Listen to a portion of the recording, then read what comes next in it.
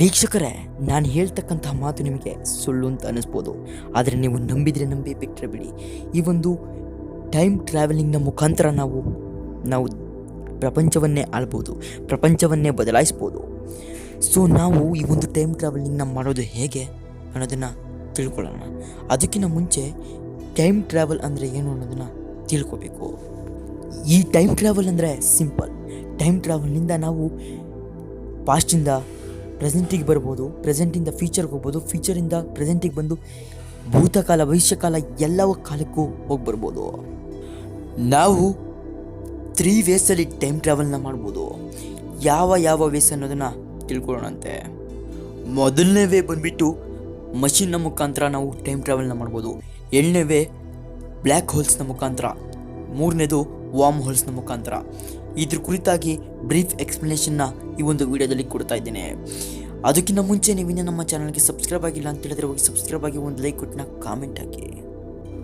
ವೀಕ್ಷಕರೇ, ನೀವು ಈಗ ನೋಡ್ತಿರ್ತಕ್ಕಂತಹ ದೃಶ್ಯ ನಿಜವಾದ ಟೈಮ್ ಮಷಿನ್ ಅಲ್ಲ. ಇದು ಒಂದು ಸಿನಿಮಾದಲ್ಲಿ ತೆಗೆಯಲ್ಪಟ್ಟ ಟೈಮ್ ಮಷಿನ್ ಆಗಿದೆ. ನಿಜ ಹೇಳಬೇಕು ಅಂದರೆ ಇನ್ನ ಟೈಮ್ ಮಷಿನ್ನ ಯಾರು ಕಂಡುಹಿಡಿದೇ ಇಲ್ಲ. ಹೇಗೆ ಒಂದು ರಾಕೆಟ್ ಮತ್ತು ಒಂದು ಏರೋಪ್ಲೇನಲ್ಲಿ ರಾಕೆಟ್ಟು ಅತಿ ವೇಗವಾಗಿ ಚಲಿಸುತ್ತೋ ಅದಕ್ಕಿಂತ ಸಾವಿರಾರು ಪಟ್ಟು ವೇಗವಾಗಿ ಚಲಿಸ್ತಕ್ಕಂತಹ ವಾಹನ ಬೇಕಾಗಿದೆ. ಅದನ್ನು ಕಂಡುಹಿಡಿಯೋದಕ್ಕೆ ತುಂಬ ಸಾವಿರಾರು ವರ್ಷನೇ ಬೇಕಾಗಬಹುದು. ಏಕೆಂತ ಹೇಳಿದ್ರೆ ಅಲ್ಲಿನ ಟೆಕ್ನಾಲಜಿ ನಮ್ಮಲ್ಲಿಲ್ಲ. ಆ ರೀತಿ ಟೆಕ್ನಾಲಜಿನ ಕಂಡುಹಿಡಿಯೋದಕ್ಕೆ ತುಂಬ ಸಾವಿರಾರು ಗಟ್ಟಲೆ ವರ್ಷ ಬೇಕಾಗುತ್ತೆ.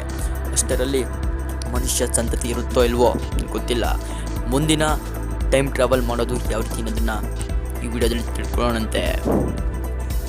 ವೀಕ್ಷಕರೇ, ಇದೇ ನೋಡಿ ಬ್ಲ್ಯಾಕ್ ಹೋಲ್ನ ಮುಖಾಂತರ ನಾವು ಟೈಮ್ ಟ್ರಾವೆಲ್ನ ಮಾಡ್ಬೋದು. ಇಲ್ಲಿರ್ತಕ್ಕಂತಹ ಸಿಂಗ್ಯುಲಾರಿಟಿ ಇರ್ಬೋದು, ಈವೆಂಟ್ ಹಾರಿಸನ್ ಇರ್ಬೋದು, ರಿಲೇಟಿವಿಸ್ಟಿಕ್ ಜೆಟ್ ಇರ್ಬೋದು. ಇದ್ರ ಮುಖಾಂತರ ನಾವು ಟೈಮ್ ಟ್ರಾವೆಲ್ನ ಮಾಡಲಿಕ್ಕೆ ಸಾಧ್ಯ ಆಗಲ್ಲ.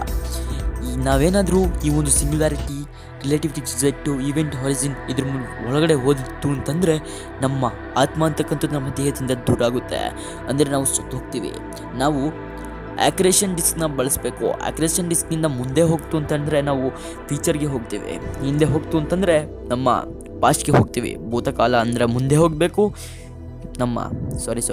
ಫ್ಯೂಚರ್ ಅಂದರೆ ನಮ್ಮ ಭವಿಷ್ಯಕಾಲ ಅಂದರೆ ಮುಂದೆ ಹೋಗಬೇಕು, ನಮ್ಮ ಭೂತಕಾಲ ಅಂದರೆ ಹಿಂದೆ ಹೋಗಬೇಕು. ಈ ಮುಖಾಂತರ ನಾವು ಟೈಮ್ ಟ್ರಾವೆಲ್ ಮಾಡ್ಬೋದು. ಆದರೆ ಇದು ನಮ್ಮ ಗ್ಯಾಲಕ್ಸಿಗಿಂತ ತುಂಬ ದೂರ ಇದೆ.